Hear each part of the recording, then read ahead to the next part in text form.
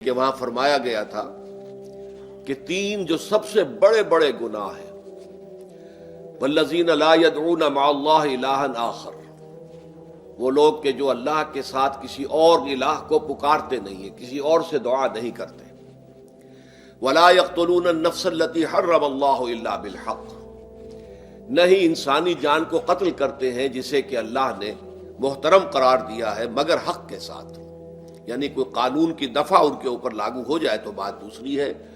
قتل عمد کے قصاص میں قتل ہوگا، یا یہ کہ زنا اگر شادی شدہ مرد یا عورت کرتے ہیں تو ان کی سزا جو ہے وہ رجم ہے، جو قتل کی ایک بہت ہی شدید شکل ہے، یا مرتد کی سزا قتل ہے، اور یا پھر یہ ہے کہ کافر کو قتل کیا جا سکتا ہے جو حربی ہو، جس کے ساتھ جو جنگ ہے وہ ڈکلیئرڈ ہو۔ ان چار صورتوں کے علاوہ کسی انسان کو کسی حالت میں کسی جذبے کے تحت قتل کرنا جائز نہیں ہے، حرام ہے، حرام مطلق ہے۔ یہ ہمارے ہاں جو وہ عزت کے نام پر آنر کلنگز جو ہو رہی ہوتی ہیں، یہ سب کے سب جو ہے جرم ہے اسلام کی نگاہ میں۔ کسی کو یہ حق حاصل نہیں ہے کہ اس طرح سے اپنے ہاتھ میں قانون کو لے لیں۔ لیکن اس کے بعد فرمایا تھا کہ جو لوگ یہ کام کرتے ہیں تو پھر یہ ہے کہ یلقا اساما، وہ اس کی پاداش بھگت کر رہیں گے۔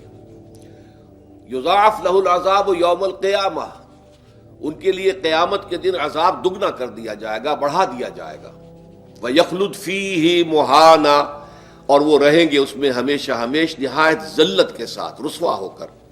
إِلَّا مَن تَابَ وَآمَنَ وَعَمِلَ عَمَلًا صَالِحًا، اس میں استثناء ہے کہ جو توبہ کرے اور تجدید ایمان کرے یا ایمان لائے۔ اگر پہلے کافر تھا تو ایمان لائے گا، اور اگر پہلے مسلمان تھا لیکن یہ کہ یہ گناہ سرزد اس سے ہوا تو گویا کہ ایک طرح کے کفر میں وہ داخل ہو گیا تھا، ایمان حقیقی سے محروم ہو گیا تھا، تو گویا کہ تجدید ایمان کرے۔ الا من تاب وآمن وعمل عملا صالحا، اور پھر اس کا عمل تبدیل ہو جائے، عمل درست ہو جائے، غلط کام کو فی الواقع چھوڑ دے۔ فاولئک یبدل اللہ سیئاتہم حسنات، تو یہ وہ لوگ ہیں کہ اللہ تعالیٰ ان کی برائیوں کو بھلائیوں سے بدل دے گا۔ یہ بات جو ہے بہت بلند ہے، اس میں اللہ تعالیٰ کی طرف سے وعدہ جو ہو رہا ہے کہ فاولئک یبدل اللہ سیئاتہم حسنات وکان اللہ غفورا رحیما ومن تاب وعمل صالحا، پھر دوبارہ تکرار کے ساتھ یہ بات آ چکی ہے، جو توبہ کرے اور پھر عمل اچھا کرے، فإنہ یتوب الی اللہ متابا، تو وہ ہے جو حقیقت میں توبہ کرتا ہے اللہ کی جناب میں جیسے کہ توبہ کرنی چاہیے، عمل میں کوئی تبدیلی نہ ہو، اور توبہ کی تسبیح ہوتی رہے، استغفر اللہ ربی من کل ذنب واتوب الیہ، آپ نے 10 تسبیحیں کر دی، 1000 مرتبہ کہہ لیا، یہ سب زیرو ہے اللہ کی نگاہ میں۔ ذکر کا ثواب مل جائے گا کہ اتنا وقت آپ نے اللہ کا نام لیا ہے، اللہ کا ذکر کیا ہے، اس کا ثواب تو ملے گا، لیکن یہ توبہ نہیں ہے، اس سے کسی گناہ کی معافی کا کوئی سوال نہیں ہوتا، اس سے برائیوں کے بھلائیوں میں بدلنے کا کوئی امکان نہیں ہے، اس سے اس کی سزا سے بچنے کی کوئی سبیل نہیں ہے۔ اب سورہ تحریم میں خاص طور پر ایک خاص جو پس منظر ہے اس کے اعتبار سے یہ آیت آ رہی ہے، یا ایھا الذین آمنوا توبوا الی اللہ توبۃ نصوحا، اے وہ لوگوں جو ایمان لائے ہو، اے ایمان کے مدعیوں، دعوے داروں، توبہ کرو اللہ کی جناب میں، لیکن وہ توبہ خالص ہونی چاہیے، توبۃ نصوحا۔ اس سورہ مبارکہ کے پس منظر کو نوٹ کیجئے تو اس میں ایک خطائے اجتہادی کہہ لیجئے حضور سے ہو گئی تھی صلی اللہ علیہ وسلم، اگرچہ وہ خطا جانب خیر میں تھی، اچھے کام کے لیے تھی، برے کام کے لیے نہیں تھی، کہ آپ نے اپنی ازواج مطہرات کی دل جوئی کے لیے ایک شے جو اللہ کی طرف سے آپ کے لیے حلال تھی اس کو استعمال نہ کرنے کی قسم کھا لی، تو اس پر حضور کو روکا گیا، یا ایھا النبی لم تحرم ما احل اللہ لک تبتغی مرضات ازواجک، اے نبی کیوں آپ اپنے اوپر حرام ٹھہراتے ہیں وہ شے جو اللہ نے آپ کے لیے حلال قرار دی ہے؟ کیا آپ اپنی بیویوں کی رضا جوئی کے لیے ایسا کر رہے ہیں؟ واللہ غفور الرحیم، اللہ غفور ہے، رحیم ہے، اللہ نے آپ کی اس خطا سے درگزر کیا ہے، لیکن قد فرض اللہ لکم تحلۃ ایمانکم، اللہ تعالیٰ نے راستہ تمہارے لیے کھول دیا ہوا ہے کہ ایسی قسموں کو کھولا جا سکتا ہے، جس کے لیے کہ سورہ مائدہ کے اندر کفارہ دے دیا گیا۔ تو گویا کہ حضور کو یہاں حکم دیا جا رہا ہے کہ آپ اپنی اس قسم کا کفارہ دیجئے، قسم کا، اور یہ جو قسم ہے اس کو کھول دیجئے۔ نمبر 2 پہ پھر 2 ازواج مطہرات کا معاملہ آیا کہ حضور نے ایک راز کی بات کہی ایک زوجہ محترمہ سے، لیکن انہوں نے وہ راز جو ہے وہ دوسری زوجہ محترمہ کو پہنچا دیا جن میں زیادہ آپس میں قریبی تعلق تھا. تو گویا کہ یہ بھی ایک طرح سے خیانت ہو گئی، اس لیے کہ راز جو ہے وہ تو ایک امانت ہوتا ہے، اور خاص طور پر عائلی زندگی میں میاں بیوی کے درمیان کے جو معاملات ہوتے ہیں وہ تو بہت ہی رازداری پر مبنی ہوتے ہیں. اس لیے ان میں سے کوئی چیز جو ہے جس کو خاص طور پر کہا گیا ہو کہ یہ ایک راز کی بات ہے جو تم سے کہہ رہا ہوں، کسی اور سے کہنا نہیں ہے، تو اس میں جو غلطی ہوئی ہے وہ بھی ایک بڑی غلطی تھی حضرت عائشہ صدیقہ رضی اللہ تعالی عنہا ان کی. تو ان دونوں کے پس منظر میں پھر تیسری بات آئی کہ اہل ایمان اگر تم غافل ہو اپنے اہل و عیال کی طرف سے اس اعتبار سے کہ ان کا کردار کیسا بن رہا ہے، وہ اللہ کے بندے ہیں یا کوئی غلطیاں کر رہے ہیں، خطا کر رہے ہیں، تو دیکھو یہ تم ان کے ساتھ جو ہے وہ محبت نہیں کر رہے، عداوت کر رہے ہو. اس لیے کہ تمہاری اس نرمی، تمہاری اس شفقت اور ان محبت کے اندر اس درجے بڑھ جانا کہ اس میں اللہ تعالیٰ کے جو حرام کردہ امور ہیں ان میں بھی تم ملوث ہو جاؤ، تو یہ گویا کہ در حقیقت تم اپنے آپ سے بھی دشمنی کر رہے ہو اور ان سے بھی دشمنی کر رہے ہو. اپنے آپ سے دشمنی کر رہے ہو کہ تمہاری عاقبت خراب ہوگی، ان سے دشمنی کر رہے ہو کہ ان کی اگر تربیت غلط ہو جائے گی تو گویا کہ وہ جہنم کا نوالا بنیں گے. اب اس تین چیزوں کے پس منظر میں فرمایا جا رہا ہے یا ایھا الذین آمنوا توبوا الی اللہ توبۃ نصوحا، اے ایمان والو، اے ایمان کے دعوے دارو، اللہ کے جناب میں توبہ کرو، لیکن توبہ خالص نصوحا. پہلی بات تو یہ جانیے، میں نے بھی یقیناً پہلے بھی عرض کیا ہوگا لیکن دہرانے میں کوئی حرج نہیں ہے، عربی زبان میں یہ دو الفاظ بہت قریب ہیں، آبا یعوب اوبن اور تابا یتوب توبن یا توبتن. آبا یعوب اوبن بھی ہوتا ہے واپس لوٹنا، لیکن یہ ہے کسی یعنی مادی چیز کی طرف سے واپس لوٹنا. ایک ہے تابا یتوب توبن یا توبتن، وہ کسی فعل سے، معنوی چیز سے پلٹ آنا، لوٹ آنا. چنانچہ ایک بڑی پیاری جو دعا حضور صلی اللہ علیہ وسلم مانگا کرتے تھے، آپ کی مسنون دعاؤں میں سے ہے، جب آپ سفر پر گئے واپس گھر آئے تو گھر میں داخل ہوتے ہوئے آئبونا تائبونا لربنا حامدون، ہم پلٹ کر آ گئے ہیں سفر سے، وطن سے میں پہنچ گئے ہیں، گھر میں داخل ہو رہے ہیں، اور ہم اس حال میں بھی اپنے رب کی جناب میں توبہ بھی کر رہے ہیں، رجوع کر رہے ہیں اللہ کی جناب میں، اور اپنے رب کی حمد کرتے ہوئے داخل ہو رہے ہیں. آئبونا تائبونا لربنا حامدون. اسی طرح آپ بازار جائیں، اس کے بعد اپنے گھر میں داخل ہو تو یہ دعا پڑھیں، تو یہ گویا یہ بہت ہی ایک یوں سمجھیے مبارک، بہت سی اس کے اندر برکات ہوں گی. تو اس میں بھی لفظ آبا یعوب اوبن، تابا یتوب توبن، یہ دونوں کے تقریباً بہت قریب آ گئے، آئبونا تائبونا لربنا حامدون. توبو الی اللہ، اب الہ کو نوٹ کیجئے، یہ توبہ کا لفظ بھی بہت سے ایسے الفاظ میں سے عربی زبان کے، جیسا کہ اس سے پہلے ہم دیکھ چکے ہیں کہ ایک لفظ ہے رغبہ، رغبہ رغبت جسے اردو میں ہم بولتے ہیں. رغبہ الہ ہوگا تو کسی شے کی طرف رجحان ہونا، اس کی طلب پیدا ہو جانا، اس کی خواہش پیدا ہو جانا. اور رغبہ عن ہوگا تو کسی چیز سے متنفر ہو جانا، دور ہٹ جانا، دور چلے جانا. ورب ایک ہی ہے، پریپوزیشن کی چینج سے بالکل برعکس نتیجہ نکل آیا. ومن رغب عن سنتی فلیس منی، جسے میری سنت پسند نہیں ہے، جو اس سے ہٹتا ہے، پیچھے ہٹتا ہے، اس کو ترک کرتا ہے، اس کا مجھ سے کوئی تعلق نہیں. اسی طرح مالا یمیل و میلن، مالا الہ کسی شے کی طرف مائل ہونا، مالا عن اس شے سے ہٹ جانا، پیچھے ہٹ جانا، نفرت ہو جانا. اسی میں وہ لفظ تھا سا، فقط سقط قلوبکما، تمہارے دل جو ہے وہ تو مائل ہو ہی گئے ہیں. سغا بھی الہ ہوگا تو اس کے معنی کسی شے کی طرف مائل ہو جانا، عن ہوگا تو کسی شے سے متنفر ہو جانا. تو وہاں میں عرض کر چکا تھا لقد سقط قلوبکما، تو اے نبی کی دونوں بیویوں، تمہارے دل تو یقیناً اللہ کی طرف مائل ہو چکے ہیں، توبہ کی طرف مائل ہو چکے ہیں، لیکن زبان سے یہ کہتے ہوئے کہ حضور معاف کر دیجئے غلطی ہو گئی، یہ اس میں ذرا حجاب آ رہا ہے. ظاہر بات ہے شوہر اور بیوی کے درمیان جس طرح کا تعلق ہوتا ہے تو اس میں یہ کہ بسا اوقات اپنی غلطی کو واضح الفاظ میں تسلیم کرنے میں کچھ ہچکچاہٹ سی ہوتی ہے. تو وہ ایک کیفیت تھی کہ تمہارا دل تو مائل ہو چکا ہے، لیکن یہ کہ تم ذرا زبان سے بھی کہو، اقرار کرو. اسی طریقے سے یہ لفظ توبہ ہے، توبہ الہ ہے، کسی کی جناب میں توبہ کرنا. جب اللہ تعالیٰ کی طرف توبہ کا لفظ آئے گا تو توبو الی اللہ توبۃ نصوحا، اللہ کی جناب میں توبہ کرو. اور جب اللہ تعالیٰ توبہ کرتا ہے، یہ لفظ جو ہے دو طرف استعمال ہوتا ہے، تواب بندہ بھی ہے، تواب اللہ بھی ہے. اللہ تواب ہے، بہت توبہ کا قبول کرنے والا، بندہ تواب ہے، بہت زیادہ توبہ کرنے والا۔ وہ حدیث میں آپ کو سنا چکا ہوں، کل بنی آدم خطاؤون وخیر الخطائین التوابون، تمام بنی آدم نہایت خطا کار ہیں، گناہ گار ہیں، غلطیاں ہوتی ہیں، خطائیں ہوتی ہیں، لیکن ان خطا کاروں میں بہتر لوگ وہ ہیں جو بہت توبہ کرنے والے، رجوع کرتے، پلٹتے ہیں، ان میں پشیمانی پیدا ہو جاتی ہے اور وہ اللہ تعالیٰ کی جناب میں رجوع کرتے ہیں، تو وہ تواب ہیں، بہت زیادہ توبہ کرنے والے۔ لیکن اللہ کی جناب میں توبہ جب بندہ کرتا ہے تو وہ الہ آئے گا، تابہ الہ، اس نے توبہ کی اللہ کی جناب میں۔ اللہ توبہ کرتا ہے یعنی اللہ تعالیٰ جو ہے اپنی نظر شفقت اور نظر رحمت جو پھیر دی تھی اس نے کہ ایک بندے نے گناہ کیا ہے، میرے حکم کی جو ہے خلاف ورزی کی ہے، معصیت کا ارتکاب کیا ہے، تو اللہ تعالیٰ اپنی رحمت اور شفقت کی نگاہ اس سے ہٹا لیتا ہے۔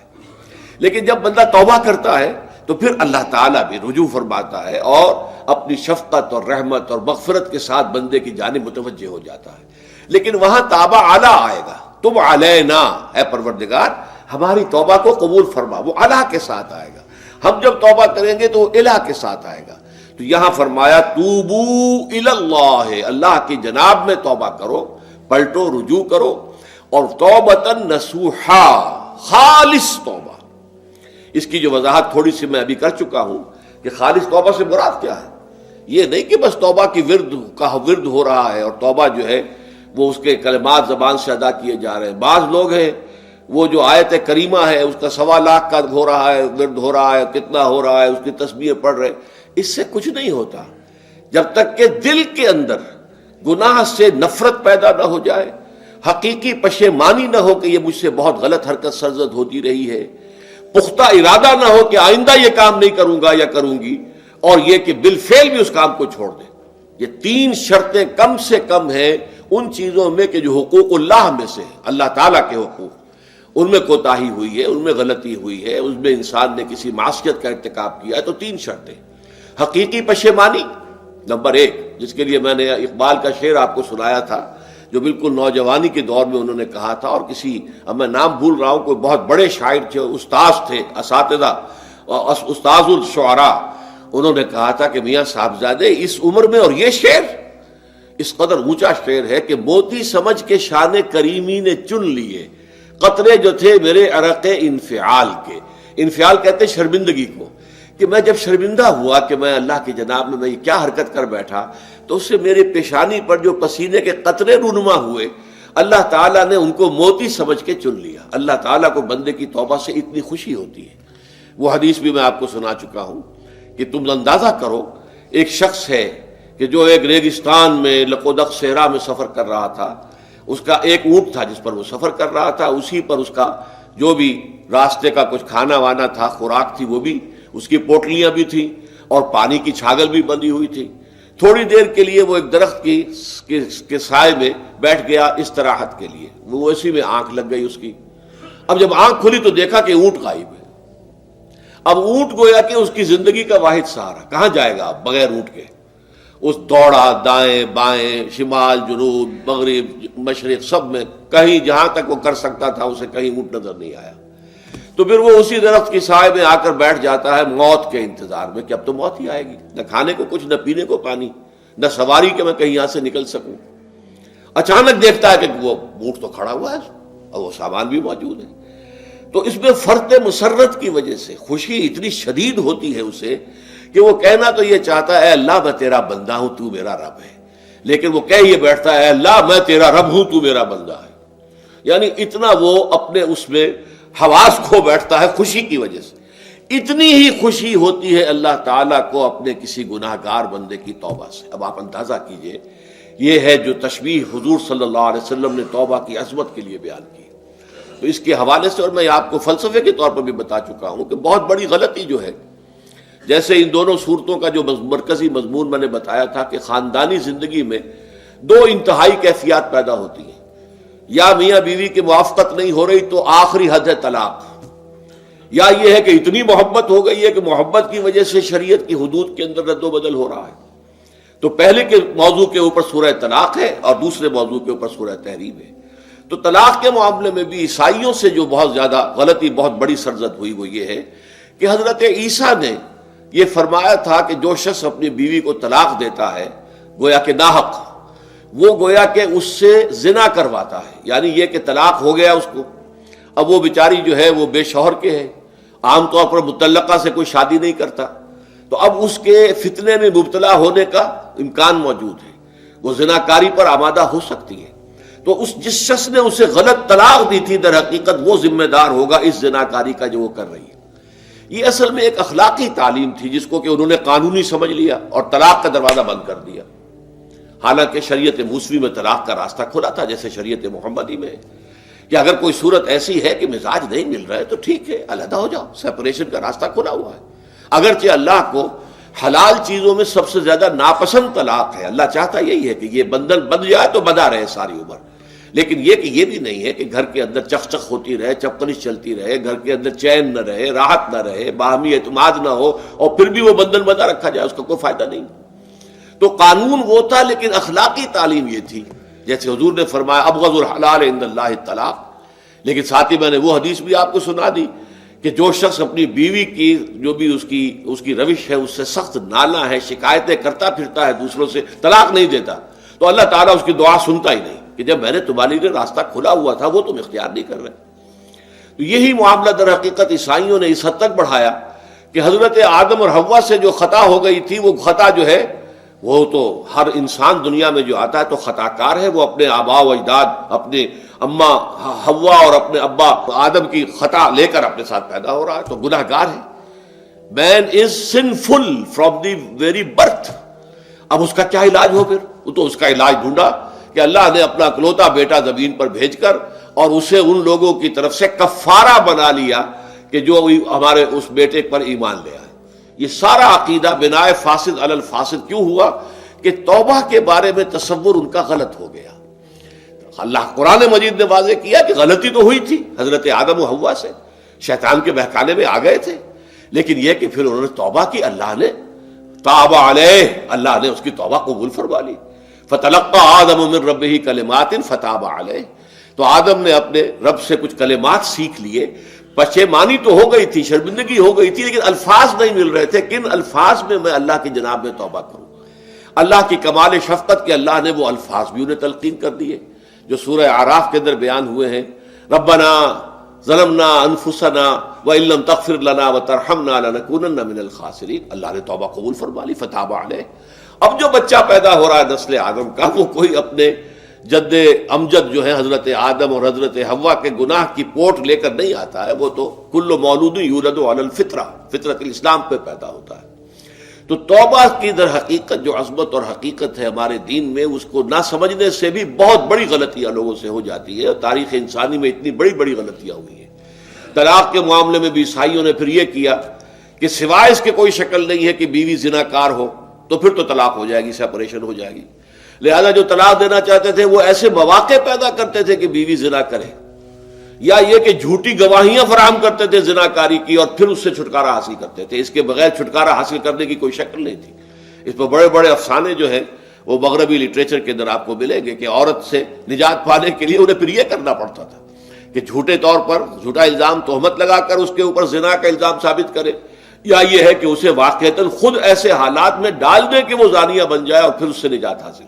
یہ گویا کہ پھر وہی بناء فاسد علی الفاسد، ایک غلط بات کے اوپر دوسری غلط بات کا۔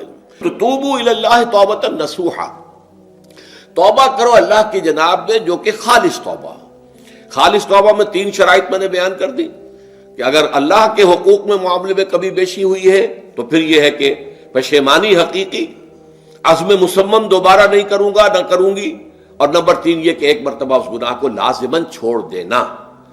اس کے بعد جو ہے اگر یہ حقوق العباد میں سے ہے تو ایک چوتھی اضافی شرط ہے، یا تو اس کی تلافی کرو، اس کا پیسہ مارا تھا تو پیسہ دو، بہن کا حق جو ہے وراثت میں کھایا تھا تو اس کو ادا کرو، یا اس سے معافی حاصل کرو، یا پھر ایک شکل ہو سکتی ہے کہ اگر وہ فوت بھی ہو گیا ہے، اب کوئی شکل نہیں ہے، اس کی طرف سے صدقہ و خیرات کرتے رہو، اللہ یہ میں کر رہا ہوں اس کے حساب میں اس کو جمع کر دے، اور میری جو کوتاہی تھی اس کو معاف فرما دے، اس کو جو ہے وہ ڈیبٹ کریڈٹ ہو جائے گا، ورنہ پھر آخرت میں یہ ہوگا کہ آپ کی نیکیاں اس کے حوالے کی جائیں گی۔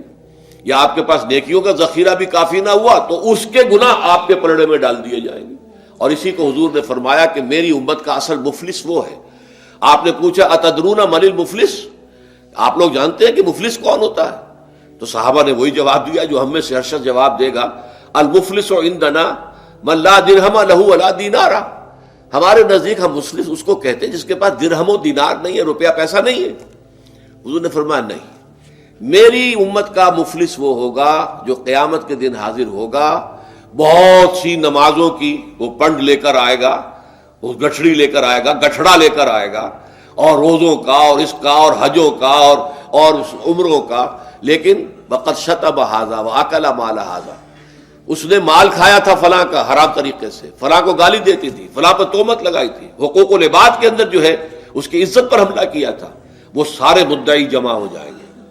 اللہ تعالیٰ کسی سے کہے گا بھائی تم اس کی نمازیں لے جاؤ، کسی سے کہے گا اس کے روزے لے جاؤ، اچھا تم لو حج لے جاؤ، اس کے عمرے لے جاؤ، اور اس کے بعد بھی مدعی باقی ہوں گے. تو اب مدعیوں کے گناہ اس کے پلڑے میں ڈالے جائیں گے، اور پھر وہ دوسروں کے گناہوں کے بوجھ تلے دب کر جہنم میں جھونک دیا جائے گا. تو یہ حقوق العباد کے اندر معاملہ اس سے بھی کہیں زیادہ سخت ہے کہ جو حقوق اللہ کا ہے. اللہ تو بڑا غفور ہے، رحیم ہے، اس کے اندر وہ رعایت بھی کرے گا، لیکن حقوق العباد کا معاملہ اللہ کہہ دے گا یہ میرا معاملہ ہے ہی نہیں، یہ تمہارا آپس کا معاملہ ہے، تمہیں اس میں تو جو بھی ہے لین دین کر کے ہی معاملہ چکانا ہوگا، دے دے کر معاملہ ہوگا، اس کے بغیر نہیں. تو توبوا الی اللہ توبۃ نصوحا عسى ربکم ان یکفر عنکم سیئاتکم. عین ممکن ہے، عسى اصل میں امید دلانے کے لیے ہوتا ہے، شاید کہ ایسا ہو جائے، لیکن جب اللہ کی طرف سے یہ لفظ آتا ہے تو یہ یقینی معنی، یقینی وعدے، اللہ کا وعدہ ہے. اگر تم یہ توبہ نصوح کرو گے تو اللہ کا وعدہ ہے تم سے کہ وہ تم سے تمہاری برائیوں کو دور کر دے گا. یہ تکفیر کے لفظ کو بھی سمجھ لیجئے. کفر کا اصل معنی ہے چھپا دینا، دبا دینا. اسی لیے گناہ کا کفارہ ہوتا ہے. آپ سے گناہ ہو گیا، آپ نے کفارہ دے دیا تو گناہ چھپ گیا، دب گیا، اس کے اثرات زائل ہو گئے، وہ آپ کے نامہ اعمال سے اس کو ختم کر دیا جائے گا. یہ ہے کفارہ، کفارہ.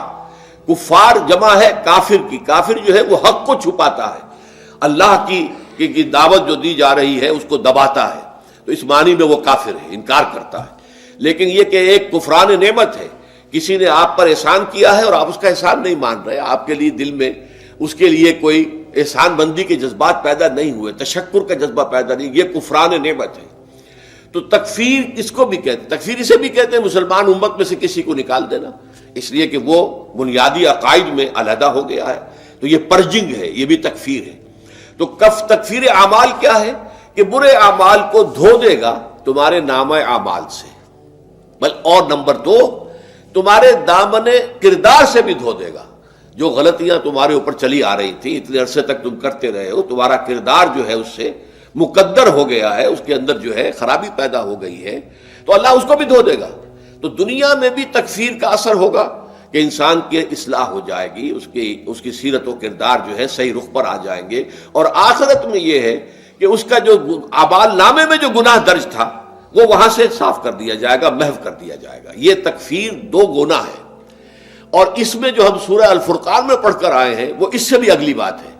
اولئک یبدل اللہ سیئاتہم حسنات. جہاں گناہ کا اندراج تھا وہاں اب نیکی کا اندراج ہو جائے گا. تمہاری سیرت و کردار میں جو گناہ کا پہلو تھا وہ اب نیکی کے پہلو میں بدل جائے گا. یہ تکفیر گویا کہ دنیا میں بھی اور آخرت میں بھی. عسیٰ ربکم، امید ہے اور اللہ کا وعدہ ہے کہ وہ تم سے تمہاری برائیوں کو دور کر دے گا. مطلب یہ کون انسان ہے جو برائی سے بالکل پاک ہے؟ کل بنی آدم خطاؤن وخیر الخطائین التوابون. توبہ کرو، توبہ نصوح کرو، اللہ تعالیٰ دھو دے گا. تمہارے دامن کردار سے بھی داغ اور دھبے صاف کر دے گا، اور تمہارے اعمال نامے سے بھی. وَيُدْخِلَكُمْ جَنَّاتٍ تَجْرِي مِن تَحْتِهَا الْأَنْهَارُ، اور تمہیں داخل کرے گا ان باغات میں جن کے نیچے یا جن کے دامن میں ندیاں بہتی ہوں گی. یوم لا یخزی اللہ النبی والذین آمنوا معہ، وہ دن کہ جس دن اللہ رسوا نہیں کرے گا نہ نبی کو اور نہ ان کو جو ان کے ساتھ ایمان لائے. ان کے ساتھ ایمان لانے، ظاہر بات ہے انبیاء کے رسوا ہونے کا تو کوئی سوال ہی نہیں. یہاں اس کا ذکر جو ہے وہ تو صرف بطور تذکرہ کر دیا گیا، ورنہ اصل کیا ہے؟ جو نبی کے ساتھ ایمان لائے. اور نبی کے ساتھ ایمان لانے والوں میں درجہ اول کے لوگ وہ ہیں جو صحابہ کرام ہیں، جو حضور کے زمانے میں تھے حضور کے ساتھ دیا انہوں نے اپنے جان و مال سے حضور کے مشن کو تقویت پہنچائی. جہاں حضور کا پسینہ گرا وہاں اپنی خون کی ندیاں بہا دی، اپنی جانیں دے دی. تو وہ ہے اولین. لیکن اللہ تعالی ہمیں بھی ان میں شامل کرے، اس لیے کہ جیسے کہ سورہ بقرہ کی جو آخری سے پہلی آیت ہے اس کے اندر بیان فرمایا گیا کہ آمن الرسول بما انزل الیہ من ربہ والمؤمنون، ایمان لائے رسول محمد صلی اللہ علیہ وسلم اس چیز پر کہ جو ان کے اوپر ان کے رب کی طرف سے نازل کی گئی، اور ایمان لائے صاحب ایمان. وہ صاحب ایمان سب کے سب شامل ہو جائیں گے. تو قیامت کے دن اللہ تعالیٰ رسوا نہیں کرے گا. یوم لا یخزی اللہ النبی والذین آمنوا معہ، جس دن کہ اللہ تعالیٰ رسوا نہیں کرے گا نہ اپنے نبی کو صلی اللہ علیہ وسلم اور نہ ہی ان کو کہ جو ان کے ساتھ ایمان لائے. اور یہ آخرت کی رسوائی جو ہے بہت بڑی رسوائی ہے. دنیا کی رسوائی انسان جو ہے اس کو بہت ہلکا سمجھے، آخرت کی رسوائی بہت بڑی ہے. پوری خلق خدا جہاں جمع ہوگی، پوری انسانیت جمع ہوگی، تمام آدم سے لے کر آخری انسان تک جمع ہوں گے، اور وہاں اگر رؤوس الاشہاد ہمارا پردہ چاک کیا جائے، ہمارے گناہوں کو جو ہے اعلان کیا جائے، تو وہ کتنی بڑی رسوائی ہوگی. اسی لیے یہ دعا مانگتے رہنا چاہیے، اللہم ربنا اجرنا من خزی الدنیا والآخرہ. اے اللہ ہمیں بچا لے، دنیا اور آخرت دونوں کی رسوائی سے بچا لے. دنیا کی رسوائی یہ ہے کہ آپ کی کسی غلط کام کا چرچا ہو جائے، دنیا کے اندر پھیل جائے، آپ کی جو ہے عزت جو ہے وہ داغدار ہو جائے. اس سے بھی اے اللہ بچا لے، پردہ ڈال دے. جیسے کہ حضور نے لفظ استعمال کیا الا یتغمدنی ربی برحمتہ، الا یہ کہ میرا پروردگار مجھے اپنی رحمت کی چادر تلے ڈھانپ لے. اللہ تعالیٰ دنیا میں بھی ہمیں ڈھانپے رکھے اور آخرت میں بھی ڈھانپ لے. تو یہ خزی دنیا والآخرہ، اے اللہ ہمیں دنیا کی بھی رسوائی سے بچائے رکھ اور آخرت کی رسوائی سے بھی بچا لیجو. بارک اللہ لی ولکم فی القرآن العظیم ونفعنی وإیاکم بالآیات والذکر الحکیم.